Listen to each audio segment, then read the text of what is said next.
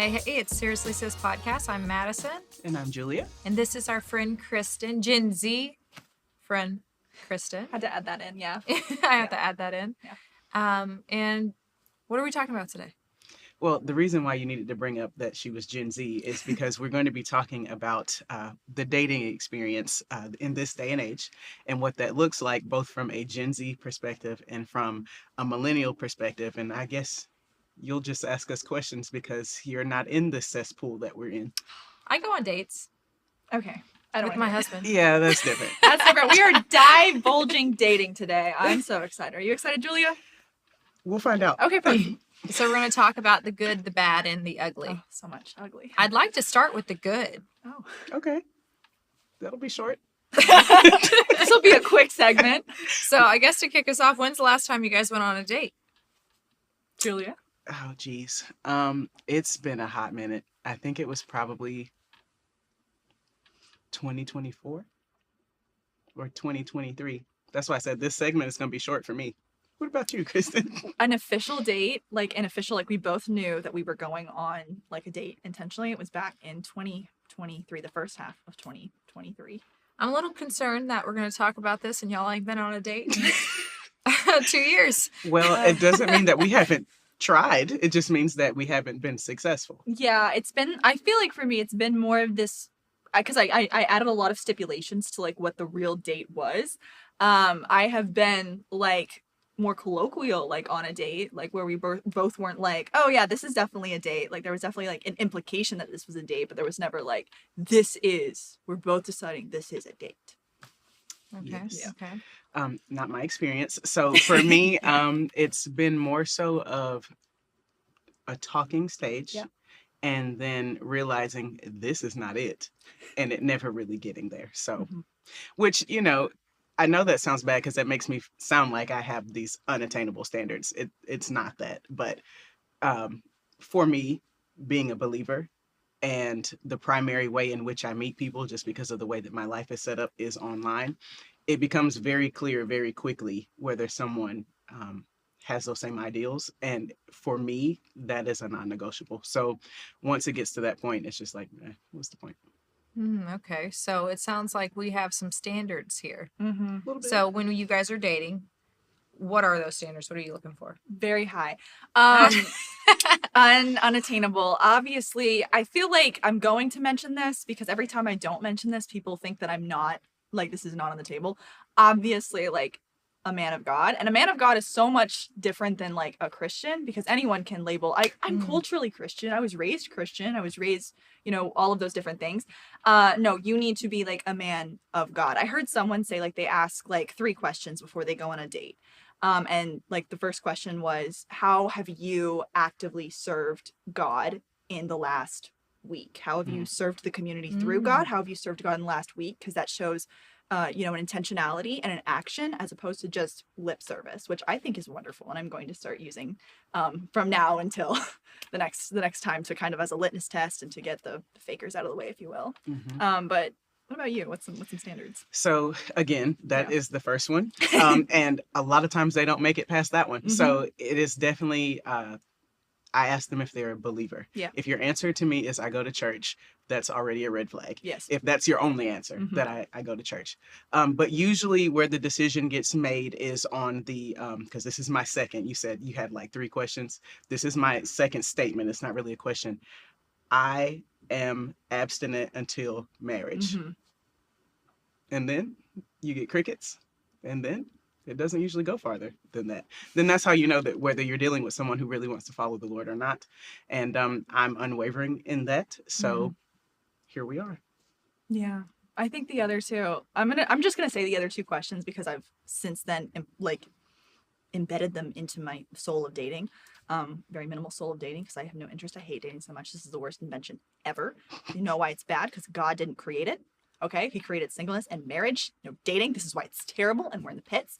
But the first question is practical. How old are you? How old are you? I just want to know how old are you? Second question was the one that I said, and the third question, which I used to not have strong feelings about this, but now I have very, very strong feelings about this. Have you in the past couple years or recently between now and the past couple years had a relationship with pornography. Mm. And most people don't make it past that one. Like, they can make it past that first one, second one, obviously. They don't make it past that third one. And I'm learning now that the amount of people that have made it past that third one, so minimal. So minimal. Maybe like one person that I've ever like been like one. So that's a hard one, Yeah. you know, because I think that we live in a society where pornography is normal. Yeah. Like almost like what people casually talk about it. So I could see that being a situation where you ask him that question. I could see most men would struggle. I think that's a common struggle for a man. They're such sexual beings in general. So if they do tell you, hey, you know, I did, but, you know, I gave that to God and I've been doing X, Y, and Z and moving forward from it, where do you go from there? So it depends on the timeline. Yeah. That's why in the last couple of years, like obviously if you had a past as in like a decade ago or, you know, that long ago, like I understand that it's given your brain time to heal from that. And it's given obviously time to show that you are committed to God and his ways. We can have a conversation. But if you're telling me like I had a relationship within the past 2 years, the past few months, no, your brain has not healed from that.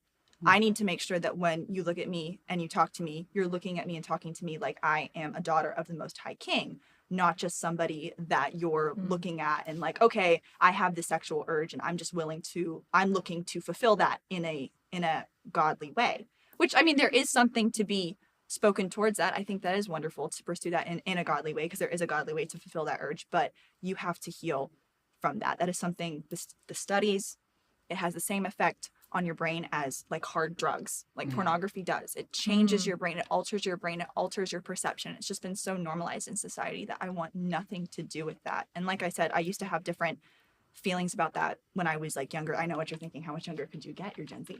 I have graduated college, guys. I've graduated college. Was it like 6 months ago? Yeah. But I have graduated college, and I would say even now, from the time I was 18 to 22, my perception of pornography and people's use of pornography has changed 100%. I used to be fine with it.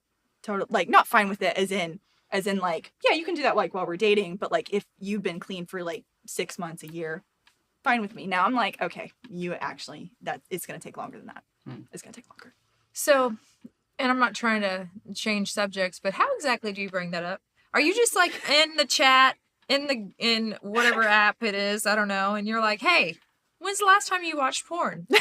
Like, I have an answer for this, but I want to hear Julia's. So you started this part off by asking about the good of dating right now. And I think that this is one of the good things about dating right now is that we tend to get down to brass taxes early. And so we don't tend to waste time. Yeah. Because most of us are meeting online, or even if we're not, we have such busy lives and things like that. We're just not really inclined to want to waste our time. So those questions do come up soon, especially in a online dating aspect. So I've never asked that question. Might need to start. But for me, it's one of the first things. Like, actually, if I have like a profile, I'll put abstinent in my profile. Do they read it? That's a different conversation. But I'll put it up there. And then when we start talking, I'll bring that up and say, hey, these are my non-negotiables. I just want to let you know that up front. Because if that's a problem for you, and I understand, but we're probably not going to be a good fit. So it comes up pretty early for me. I don't understand. If you're calling yourself a Christian, you're not abstinent until marriage, you're not a Christian. That's something that you have to surrender to your life. Surrender to God. That's that part of your life you have to surrender to God. And I have no time for someone that's not going to surrender that deep innate part of you to God. Sexual sin is not homosexual sin. It's fornication. It's any kind of sex outside of marriage. I don't care if God has made a way to make that good and to redeem that and make that whole through marriage. It's until marriage, it's all sin. So I mean, that's hardcore facts for me. I will say that we do, like Julia said, excuse me, we do date differently. I feel like every person I've talked to and been interested, like even talked to, just like, hey, I'm interested, you're interested. We're talking about marriage very quickly. And I think that freaks somebody out, because the last person I talked to, he'd never talked to someone about marriage. Like he dated someone for 6 months and they hadn't had the marriage conversation. I date someone for 1 week, we're talking about marriage, because I don't date to date. I date to marry. I'm not looking for a boyfriend. I'm looking for a husband. I'm looking for my husband. And so because of that, it just lays down the law very quickly. And so a lot of the guys have been very open and honest with me. And they're like, well, if there's any questions you want to ask me, please feel free to do that. They usually set me up and say that. And so that gives me the opportunity to be like, okay, I'm going to be real. I'm going to be raw with you. This, and this. Obviously, I pretty much know the first 2 questions, like before we even talk. But then that third question, it comes up so quickly. And sometimes it has come back to bite me, because guys think that we're closer in the relationship and we're fused together more because I've asked those vulnerable questions. But for me, it's just basic. I need to know that. Yeah. And I will say, I like what you said about being intentional in your dating.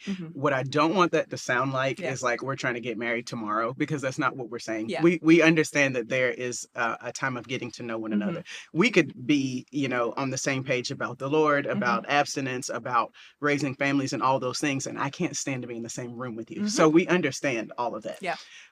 But I think that you will find, both within and outside of the Christian community, the concept of boundaries. And I know that that's a hot word, but the concept of boundaries is such a universal topic, whether you're in the church or not, that most people are open to having those kinds of conversations up front because they don't want people to cross their boundaries.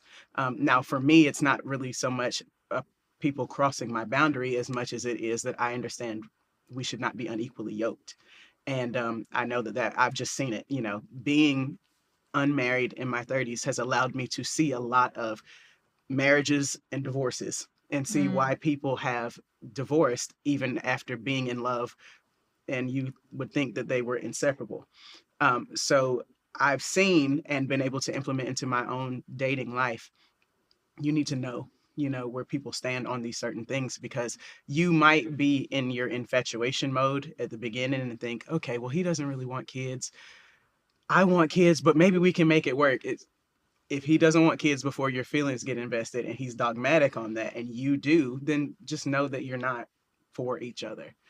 So it's not one of those things where we're like, you're not checking off all these boxes and therefore you're not worth my time. That's not what it is. But it is an understanding of my emotions aren't invested now and neither are yours.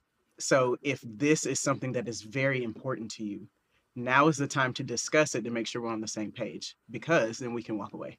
Yeah, because then you'll start to make exceptions. And like you said, love is important, but it is not the end all be all, because that's not going to make the marriage stay together. Correct. Whenever he's getting on your nerves and you guys are having financial issues and you guys are not seeing eye to eye on things, that love is not going to be the only thing that keeps you guys bound, because at some point you're not going to like them. I promise you. Yeah. At some point. Right. I mean, and that's pretty much any relationship I've ever had, whether it's with family, friends, at some point, there's something you disagree on. There's no reason to think that wouldn't happen in your marriage when you're with that person 24/7. Yeah. But you have to know, is that someone worth going through that with? Right. And I think that for us, from our perspective in the climate we're living in, we know that we've gotten to see it. And so we ask those questions early on. So I know a lot of times to people who are already married or people who are in a different generation than us, it seems like we're being very, you're not checking off all the boxes on my list, but it's not that. It's more so just seeing the things that have happened around us and learning from it, in addition to responding to the climate. Yeah, it's trying to mitigate, I guess, that tendency or that factor of divorce when I'm dating someone's like, I'm trying to mitigate, it's going to be hard, marriage is difficult, we all know this, so how can I mitigate the divorce? And it's going to be that by making sure that you have core values. Some of my friends I can be friends with and we can disagree on certain things. I'm not disagreeing with my husband about these things. And these are controversial issues. Like, how do you feel about like firearms? How do you feel about guns? Like, my friends and I disagree on how we feel about firearms. My husband and I cannot disagree about those things.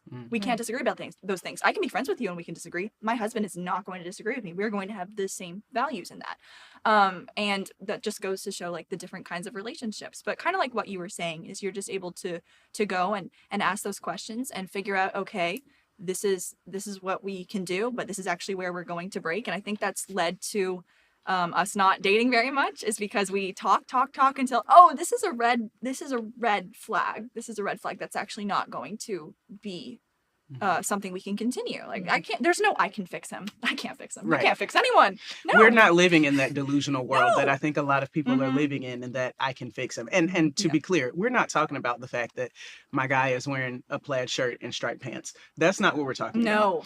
We're talking That's about a deal breaker. Only if it's a plaid pants and a striped shirt. right. Striped shirt immediately. We're talking about, this man that I'm talking to has made it very clear I can't feel safe with him. Yeah. I can't trust him with my heart. He can't spiritually lead me. Mm-hmm. We're That's talking big. about those level of things. We're not talking about, are you vegan? Now, for some people, that might be a deal breaker. For me, it's not. It's make your own food. But we're not talking about that level of superficiality. Like, I want to make sure that that's clear. Like, we're Right. talking about values, core values, because that will be how you raise your children if you want children. Mm-hmm. So I like that word that you used. We're mitigating issues that we would have down the road if you're Jewish. Well, Jewish is probably not the best example. Messianic. Right. There you go. But if you're Muslim Mm-hmm. and I'm a Christian, how are we going to raise our children? Yeah. That's going to be a conflict, and I've seen it happen. And so it's hard to ignore those things when you've seen them. Going into your dating world. And I would say that that's even if you do meet somebody organically, I still think that we're inclined to ask those questions earlier on just because of that reason. Yeah, I need to know that I'm not gonna wake up at 2:00 in the morning because a picture of you and another girl has populated on my phone that's gonna send me spiraling until 4:00 in the morning, and then I'm gonna go get up and I'm gonna have to have my stomach in knots until noon when we can finally meet and talk about it, only to be gaslit and think that everything's fine, only for everything to be infinitely worse. If I have to go through that, you're not my person. I don't care how much we vibe, how charismatic we are together, how great we look together, how sweet everything is, how amazing we are. No, absolutely not. We're not going to work. And so that's non-negotiable for me. And I feel like a lot of people do have the same like standards like that. Like right now we don't play around. I don't play around. I don't play around. I can't do this anymore. I've dated correctly. I've dated really correctly, and I've dated really incorrectly. And the dating incorrectly, I feel like I needed to do that so that my brain would not, my brain needed to be a little bit rewired in that, because I did date very well and dated correctly. And when we split, we were really amicable, really great. Love that. But there was times when we split and I was like, I have blocked you on every single social media account, every single phone number. Don't talk to me. Don't speak to me. Don't even look at me. I don't want anything to do with you. Psychopath. Literally, what the heck? And I feel like that's what happens when how you date, which is why I think dating does matter, and how you date does matter. Yes. Now, I want this to not turn into a sob fest for 2026. So you started off by asking what is good about it. Yeah. And here are some things that I think is good about it. There's so much variety and so much openness now. And what I mean by that is, especially in the online dating space, it opens you up to so many kinds of people, so many people outside of your sphere. So prior to moving back here, I lived in in the mountains in a very, very tiny community. It was like 35,000 people. And so meeting people there was difficult. Meeting people organically was difficult, especially since a large portion of the population was older, because it's an area where people go to retire. And so but now, because we're so connected, whether it is that we're online dating or because our jobs are remote or whatever it may be, it opens up that dating pool a little bit more. So I think that is something that other generations did not have, which is a good thing. You get to meet different people, you get to have different experiences. And even if, in that talking dating phase, it doesn't lead to marriage, I've met people who have been, really awesome to meet, like have given me different perspectives on things that I had not considered before. So I think that's a pro. I think another pro is that people just tend to be more honest because we're doing that up front. Yeah. People are telling you, this is who I am. And even if they're like some of the things that they're saying, this is who I am and I'm unwavering in it, even if that's a bit much, at least you know. It's not like, back in the day when you met someone in school and it took you 3 years to figure out this person is a psychopath. You usually find that out pretty soon. We are also FBI agents. Everybody posts things online. If you haven't posted something online, your mom has. Right. And we'll find her. Don't you worry. We'll find her and we'll figure you out really quickly. I've never personally done online dating. I will never knock online dating because I know so many people that have successfully found their spouse online, which I think is so cool. And sometimes not even apps that are intended to date you find your spouse on, which is even cooler to me. I feel like online has really revolutionized it. But I feel like now that I recently moved to DC, and that is a completely different area than Fort Bragg, Fayetteville. Yes. Yeah. It is night and day, guys. Completely night and day. And I've seen what dating looks like in a city where you're 90% male dominated, because Fort Bragg is like 90% male dominated, to a city where you're like 60% female dominated, which is like DC. DC is there's more girls than boys. Right. And the dating scene and the dating area is night and day, completely different. Somehow I feel like Fort Bragg is worse for girls, which is strange because you feel like there's more variety. Mm-hmm. There's not more variety here. It's the same copy and paste guy with the same mustache. So Not the mustache. it's just the same mustache, different trauma. So I will say that it's like copy and paste there, but so far in DC, and now I can't speak to it too much because I haven't lived there for more than a couple months, but I have noticed a few things. I have noticed some people, and I will say that because the city is so transient, you can miss people. Somebody that's there for like a fellowship of like 6 weeks is gone, replaced by somebody else. And so if you feel like the dating scene sucks, wait 6 months, it'll change. That's Okay. just what that's what I'm figuring out. That's what I'm picking up. And so I do think that's a good thing. I think moving cities is a good thing. I think figuring out what you want to do is a good thing. But also right now I feel more empowered. I don't know if you felt this way as a millennial. I know you're a millennial too, but Gen Z women, to me, the women that are not like, I want to be a wife and mom and it's the only thing I want to do. The other women, because there are still other women that are like, I want a career. Yeah. I want a career. That's why I moved to DC for my job. We are just going and we're chasing after things and we're doing stuff. And if our husband comes along, and we don't have like all of our eggs in that basket, and that leaves you to feel empowered. And I feel in this day and age, I feel empowered to do that. Mhm. I don't feel like I have to settle down and be married in order to have any worth or any value, especially in the conservative Christian scene, which that has not been, the conservative Christian scene has been unkind to my class of working women, socially, from what I've noticed. But I will say that where I live now, and I feel like my generation now, I feel empowered to do that. Yeah. And I'm grateful for that. And I feel like the dating scene looked different 10, 15 years ago. A little bit. I think so. And I'm grateful for the scene that I live in now, even though it is hell on earth. Like, this is at least the third circle of hell. I'm grateful that I'm given the opportunity to meet people, like, organically or not. I'm given the opportunity to chase after a career. I love that. Stay tuned for part 2 of our conversation of all things modern dating.